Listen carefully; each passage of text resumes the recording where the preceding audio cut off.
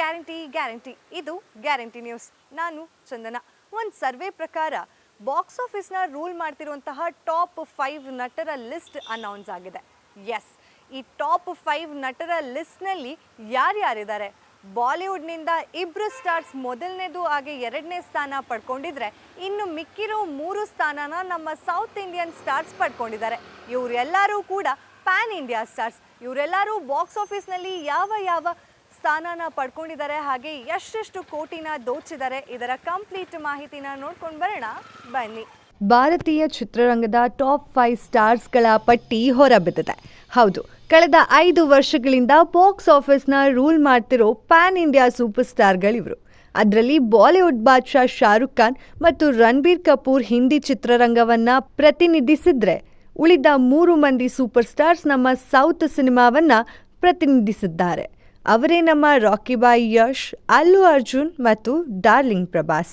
ಸಲ್ಮಾನ್ ಖಾನ್, ಅಮೀರ್ ಖಾನ್ನ ಹಿಂದಿಕ್ಕಿದ್ದಾರೆ ನಮ್ಮ ಕನ್ನಡದ ಹೆಮ್ಮೆಯ ನಟ ಯಶ್. 5 ವರ್ಷದಿಂದ ಇವರೇ ನೋಡಿ ಬಾಕ್ಸ್ ಆಫೀಸ್ನ ಸುಲ್ತಾನರು.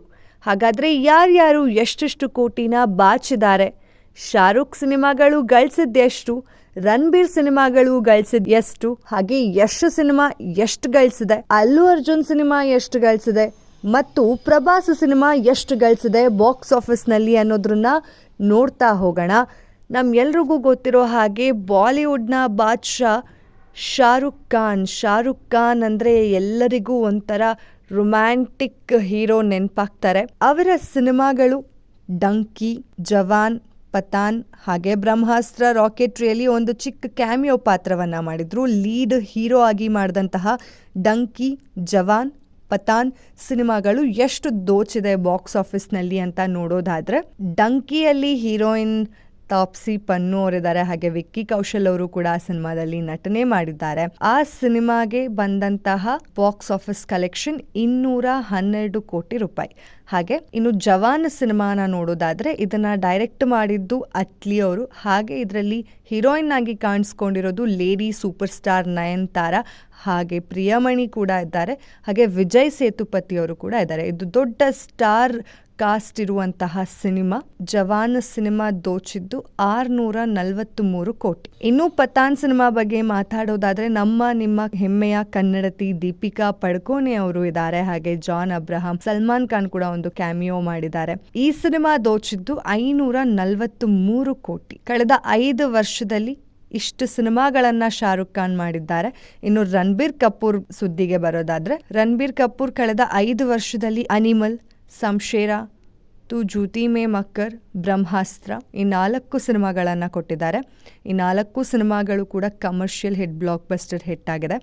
ಅದರಲ್ಲೂ ಅನಿಮಲ್ ಸಿನಿಮಾದಲ್ಲಿ ರಶ್ಮಿಕಾ ಮಂದನ್ನ ಆಕ್ಟ್ ಮಾಡಿದ್ದಾರೆ, ತೃಪ್ತಿ ದಿಮ್ರಿ ಇದ್ದಾರೆ. ಈ ಅನಿಮಲ್ ಸಿನಿಮಾ ಅನ್ನೋದು ರಣಬೀರ್ ಕಪೂರ್ನ ಪ್ಯಾನ್ ಇಂಡಿಯಾ ಸ್ಟಾರ್ ಮಾಡಿದಂತಹ ಸಿನಿಮಾ, ಅಂದರೆ ಸಾಕಷ್ಟು ಜನಕ್ಕೆ ರೀಚ್ ಮಾಡಿದಂತಹ ಸಿನಿಮಾ ಅನಿಮಲ್ ಸಿನಿಮಾ. ಈ ಹಿಂದೆ ಬ್ರಹ್ಮಾಸ್ತ್ರ ಅಲ್ಲೂ ಕೂಡ ಅವರು ಪ್ಯಾನ್ ಇಂಡಿಯಾ ಸ್ಟಾರ್ ಆಗಿನೇ ಕಾಣಿಸ್ಕೊಂಡಿದ್ರು. ಆದರೆ ಬ್ರಹ್ಮಾಸ್ತ್ರ ಮೇಲೆ ಇಟ್ಟಂತಹ ನಿರೀಕ್ಷೆಗಳು ಅಷ್ಟಾಗಿ ಜನರ ಮನಸ್ಸಿಗೆ ತಟ್ಟಲಿಲ್ಲ ಅಂತ ಹೇಳ್ಬೋದು.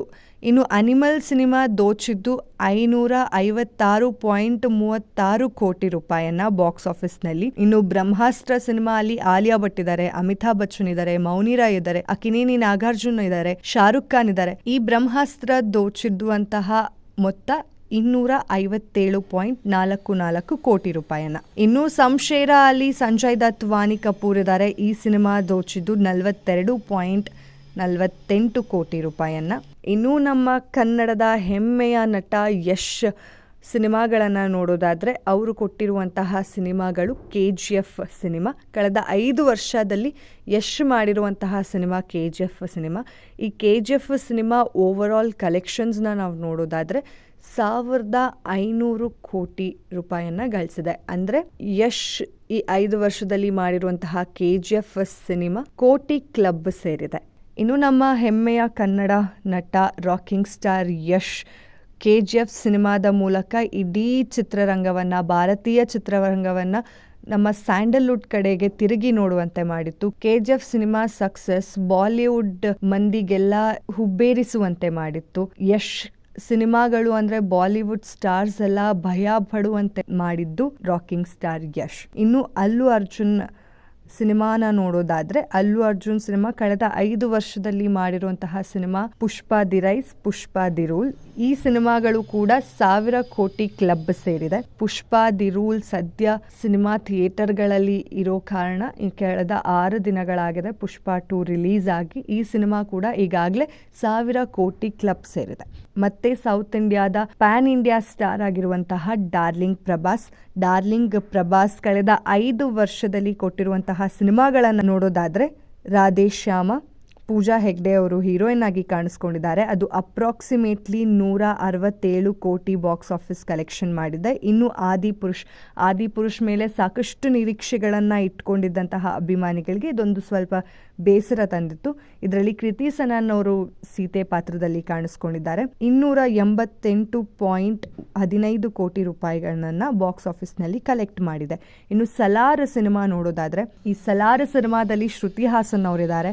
618 ಕೋಟಿ ರೂಪಾಯಿಗಳನ್ನು ಗಳಿಸಿತ್ತು. ಇನ್ನು ಕಲ್ಕಿ ಸಿನಿಮಾ 1,000 ಕೋಟಿ ಕ್ಲಬ್ ಅನ್ನ ಸೇರಿದೆ. ಕಲ್ಕಿ ಸಿನಿಮಾ ಇತ್ತೀಚೆಗಷ್ಟೇ ತೆರೆ ಕಂಡಂತಹ ಡಾರ್ಲಿಂಗ್ ಪ್ರಭಾಸ್ ಅವರ ಸಿನಿಮಾ ತುಂಬಾ ಅತ್ಯುತ್ತಮವಾದ ಪ್ರದರ್ಶನವನ್ನ ಕಂಡು ಕಮರ್ಷಿಯಲ್ ಹಿಟ್ ಆಗಿ 1,000 ಕೋಟಿ ಕ್ಲಬ್ ಸೇರಿದೆ.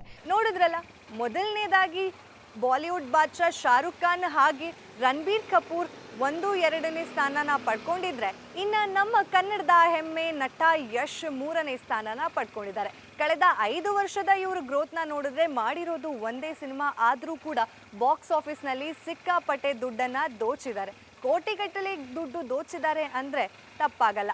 ಹಾಗಾದರೆ ಇದೇ ಹೊತ್ತಿನ ಸ್ಪೆಷಲ್ ಸ್ಟೋರಿ. ನೋಡ್ತಾ ಇರಿ ಗ್ಯಾರಂಟಿ ನ್ಯೂಸ್, ಸುದ್ದಿ ಖಚಿತ, ನ್ಯಾಯ ನಿಶ್ಚಿತ. ಗ್ಯಾರಂಟಿ ನ್ಯೂಸ್, ಸುದ್ದಿ ಖಚಿತ, ನ್ಯಾಯ ನಿಶ್ಚಿತ.